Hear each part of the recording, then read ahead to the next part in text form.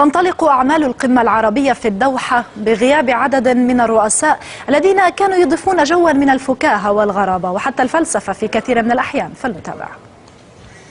طبعا في صدى في الصوت، ولهذا أنا كنت استعمل السماعات علشان نسمع أكثر. اللي عنده سماعة لو يستخدمها بيكون أفضل. كلمة خيار تعني بأن هناك خيارات مختلفة. هذا شيء عجاب، هذا شيء عجاب، هذا شيء غير معقول أبدا، غير منطقي. ما هذا؟ وكل واحد بيعبر بشكل أو بآخر. نشكر فخامة الرئيس بشار الأسد رئيس جمهورية السودان الشقيقة على كلمته. أنت جاي بتعلمني؟ سوريا الشقيقة.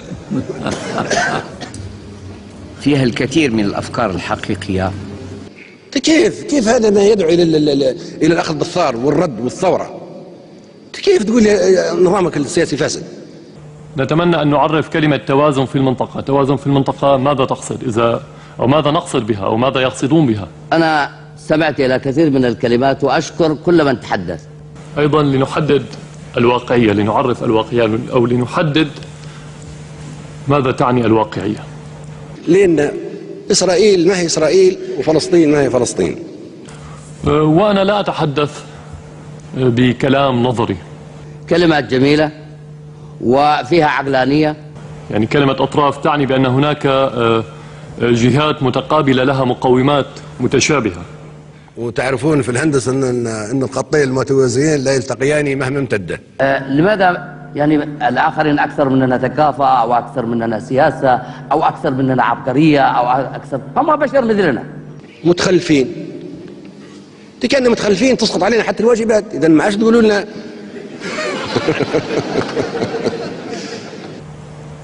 الأرض تحدد بالكيلومترات وبالأمتار وبالسنتيمترات. لا إله إلا الله.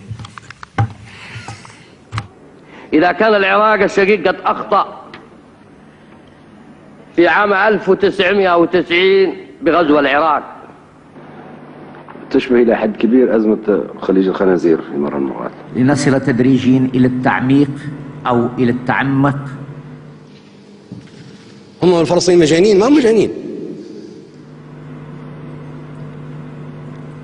في الطرح، لنصل تدريجيا إلى التعمق في الطرح. وقالوا لي أنتم تختنوا في أولادكم، وهذا شيء، هذه حرية شخصية. من اللي قال لكم هذا الطفل اللي يبغي الختان؟ ارتفع صوت أوروبا مثلا بفرنسا وبلجيكا وألمانيا وروسيا والصين. كلام الفارغ هذا. أي لون من العلاقة اللي تبغاها تكون مستقيمة إذا كنا احنا نتكلم عن هذه الثقافات؟ ولا هم سامعين ولا هم عارفين من احنا. الحل هو الحل في فوهات البندقية. كنا احنا جايين نتكلم عن الاقتصاد وبنتكلم على أمن العالم ونتكلم عن الختان ونتكلم عن تشريح النساء. لماذا نجتمع نفضفض؟ إلا أن الفرق الذي يفرقني معه هو أنني مسؤول على دولة وعلى شعب. ما تزعلش، الفلسطينيين أغبياء والإسرائيليين أغبياء. لماذا؟ ولو كنت خارج السلطة ربما لفكرت مثله.